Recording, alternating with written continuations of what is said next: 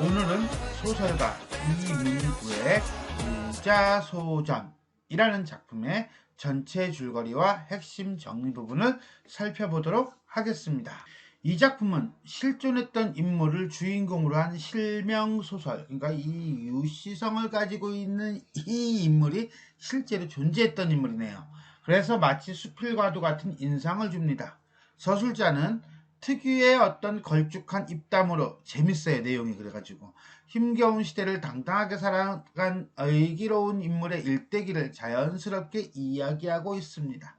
작품의 제목대로 유시성을 가진 사람의 일대기 중의 일부로 인물의 평생 업적을 기록하는 전해 형식을 빌려온 점이나 사투리를 사용하여 향토적 정서를 강화한 점, 그리고 희극적 상황 설정과 사건 전개 등은 전통적 서사를 계승했다고 평가를 받고 있습니다. 발단 보겠습니다. 유재필은 성품이 고드며 남의 아픔을 자신의 아픔으로 여길 줄 아는 선비의 덕을 지닌 인물입니다. 라고 발단 부분에 인물을 소개해주고 있고요. 그 다음에 전개. 학창시절에 처세에 능했던 유재필은 입대 전에 읽은 점술책 덕분에 군생활을 편안하게 합니다. 또 제대 후에는 고향에서 택시를 몰다가 서울 재벌 그룹 총수의 승용차 운전사가 됩니다. 자, 요 전개 파트는 개인적으로 본다면 모의고사라든가 이런 데 자주 나오지는 않더라고요. 그래서 요 부분은 나중에, 가장 나중에 이제는 작업을 해서 녹음을 해가지고서나 올리도록 하겠습니다.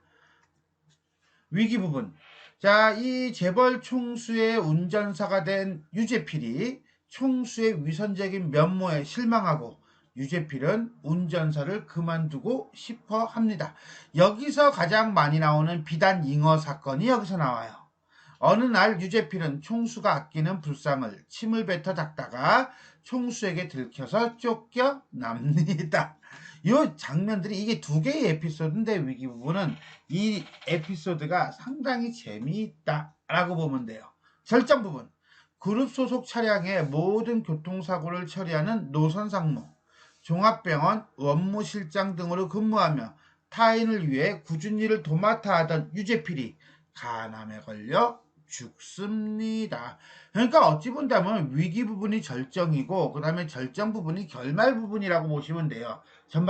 일반적인 어떤 소설로 본다면요. 하지만 이 작품은 전해 형식을 그대로 따온 작품으로서 서술자의 어떤 한마디로 인물에 대한 평가 부분이 나타납니다. 그래서 서술자는 유자는 이 시대가 기려야 할 인물이기에 이렇게 전을 써서 기린다라고 마무리를 짓고 있습니다. 그래서 여기서 이 부분만 따로 빼서 이걸 결말로 잡았습니다. 자, 그럼 전체 줄거리를 대략적으로 살펴보았고요. 자, 핵심 정리해 보도록 하겠습니다. 단편 소설이고요. 세태 소설입니다. 그 다음에 실명 소설이다. 풍자적이고 해학적이다. 1인칭 관찰자 시점이고요. 그 다음에 물질 만능주의에 빠진 현대사회에 대한 비판을 주제로 삼고 있습니다. 실존 인물을 주인공으로 하여 전의 형식을 차용하고 있다라고 했는데, 자, 일단 전이라고 하는 거 봅시다. 전이라고 하는 건 쉽게 생각해서 위인전 생각하면 돼요. 그래서 전은 인물의 어떤 독특한 행적을 기록하고 여기에 교훈적인 내용이나 아니면은 비판을 덧붙인 글입니다. 그래서 어찌 본다면 요 덧붙인 요 부분을 보면은 작가의 의도 내지는 주제를 볼 수 있어요. 이 비판이나 교훈적인 의도를 우리는 다른 말로 뭐라고 한다? 논찬이라고 한다 라고 보시면 돼요. 자, 그래서 기본적인 어떤 전의 구조는 인정기술, 그 다음에 행적, 그 다음에 논찬, 이렇게 3단계로 이루어집니다. 인정기술이라고 하는 것은 출생과 가계에 대해 기술하는 부분이며, 행적은 인물의 어떤 행위를 어떤 에피소드식으로 나열하는 부분이고, 논찬은 서술자의 평가가 드러나는 부분이다 라고 볼 수가 있겠습니다. 행적이야 우리가 쭉 전개 부분이라든가 절정 부분에서 볼 것이고, 이 작품에서는 인정기술이 이렇게 나와요. 그의 이름은 유재필이다. 1941년 홍성군 광천에서 태어나 보령군 대천에서 배웠고, 그리고 나머지는 서울에서 자랐다. 그는 어려서부터 타고난 총기와 숙기로 또래에서 별중맞고 무리에서 두드러진 바가 있어 비색한 가운과 불우한 환경 속에서도 여러모로 일찍 터득하고 앞서 나아감에 따라 소년 시절은 장이 숙성하고 청년 시절은 잠못 도련하고 장년에 들어서는 속절없이 노성하였으니 무릇 이것이 그가 보통 사람 가운데서도 항상 깨어있는 삶을 살게 된 바탕이었던 것이었다 라고 이제는 인정기술을 한다면, 논차는 이렇게 해요. 요령과 불의와 사기가 판을 치는 세상에 자기가 지닌 가치관에 따라 당당하게 살다간 유자야말로 이 시대가 기려야 할 인물이기에 전을 써서 기리는 것이다. 자, 이렇듯 서술자는 유자라는 인물의 생애를 기록하고 그에 대해 평가하고 그 인물을 통해 교훈을 전달하고 있다라고 보시면 됩니다. 자, 그러면서 이제 논찬 부분이에요. 이제 논찬한다 하면서 이제 쭉 설명이 나와요. 이 시가 나오죠. 유명히 갈렸건만 아직도 그대를 찾으며 오로지 더불어 살은 지난 삶이었네. 수필이 되고 소설이 되고 시가 되어 남으며 그 정신 아름답고 향기로웠음이네. 아, 40 중반에 만년이 되었으며 남보다도 앞서 살고 앞서 떠났음이로다. 붓을 놓으며 다시금 눈물 젖으며 그립고 기리는 마음 끝이 없어라.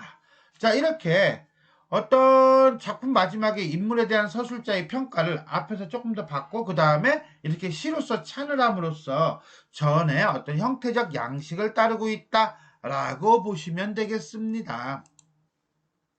두 번째, 사투리를 사용하여 향토성과 현장성을 높이고 있다. 요게 이 작품의 어떤 재미를 주는 부분이다 라고 볼 수 있어요. 자, 방언과 비속어 사용이 갖는 효과 해놓고 방언 사용부터 보겠습니다. 자, 방언 사용에서는 어디 못 건나 라든가 그리워시 라든가 이런 것들이에요. 그 다음에 취미가 다 있구먼, 요것도 역시 마찬가지가 되겠고요.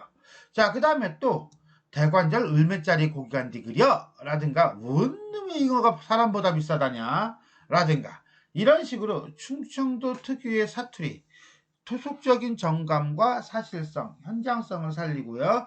그 다음에 주인공에 대한 친근감을 유발하고 있다라고 보시면 되겠습니다. 다음은 비속어 사용이에요.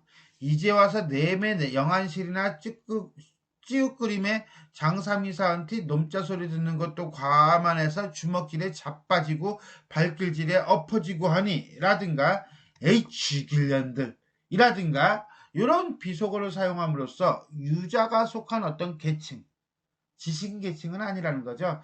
그 다음에 또 하나 유자라고 하는 주인공에 대한 친근감을 유발하고 있다라고 보시면 되겠습니다. 그 다음에 판소리 사설투의 서술이 나타나고 있는 부분인데 일단 기본적으로 편집자적 논평이 나타나는 부분이에요. 채취는 그윽하고 체온은 따뜻하며 체질이 육중한 사내였다. 사람 사는 도리에 이르기를 진정으로 바라던 위인이었으니 선비적인 덕량의 본보기라 하지 않을 수 없는 친구였다. 와 같이 서술자가 인물의 성품을 직접적으로 요약하여 서술함과 동시에 인용의 방법을 사용하여 평가를 내리고 있다라고 보시면 되겠어요. 이 편집자적 논평 하나 있다고 판소리 사설투라고 하진 않겠죠. 또 판소리 사설투의 어떤 특징 중에 하나가 바로 뭐냐면 만연체예요. 문장이 길어요. 길면서 그 다음에 이걸 갖고 우리는 뭐합니까? 인물 내지는 인물의 성품 내지는 사건 상황에 대해서 구체적으로 쫙 서술하죠. 소위 장면의 극대화 같은 그런 효과를 줍니다. 그는 어려서부터 타고난 총기와 숙기로 또래에서 별중맞고 그 다음에 그러므로 주변머리 없이 기대거나 자발머리 없이 나대어서 남을 괴롭히거나 누를 끼치는 자는 반드시 장마의 물걸레처럼 쳐다보기를 한결같이 하였고 분수 없이 남을 제끼거나 밟고 일어서서 섣불리 무엇인 척 으스대는 자는 삼국지에서 조조망하기를 기다리듯 미워하여 웃기잖아 이런 표현들이. 내가 배우고 싶어요. 매양 속으로 밑줄 그어두기에 소람이 없었다 라는 식으로 만연체 문장을 사용해서 유자와 유자의 성품에 대한 설명을 상세히 전달하고 있다. 그리고 보니까 여기서부터 여기까지가 결국 한 문장이죠. 여기서부터 여기까지가 한 문장이고요. 문장이 상당히 길어요. 대꾸 표현. 대꾸 표현을 보자. 대꾸라고 하는 건 어떤 구가 반복되는 거죠. 그는 애초에 심성이 맑고 깔끔하였다. 매사에 생각이 깊고 침착하였으며 성품이 곱고 고든 위에 몸소 겪은 바와 함께 이런 식으로 딴따란 딴따따따따 딴따란 딴따따따따 그러므로 주변머리 없이 기대거나 자발머리 없이 나대어서 주변머리 없이 기대거나 자발머리 없이 나대어서 이런 식의 표현 이런 표현들은 결국 대꾸의 형태가 되어 있고 이 대꾸의 형태를 통해서 말에 운율을 느끼게 하고 전달하고자 하는 내용을 효과적으로 드러내고 있다라고 볼 수가 있겠습니다. 그래서 재밌고 그 다음에 쉽게 읽히는지도 몰라요. 주변머리 없이 기대거나 자발머리 없이 나대어서 이게 통통 튀는 느낌이잖아. 지금까지 우리는 이 문구의 유자소전 전체 줄거리와 핵심 정리 부분에 대해서 살펴보았습니다. 지금까지 내용이 도움이 되었다면 좋아요와 그 다음에 구독 버튼 눌러주시고요. 알람 설정 부탁드리겠습니다. 수고하셨습니다.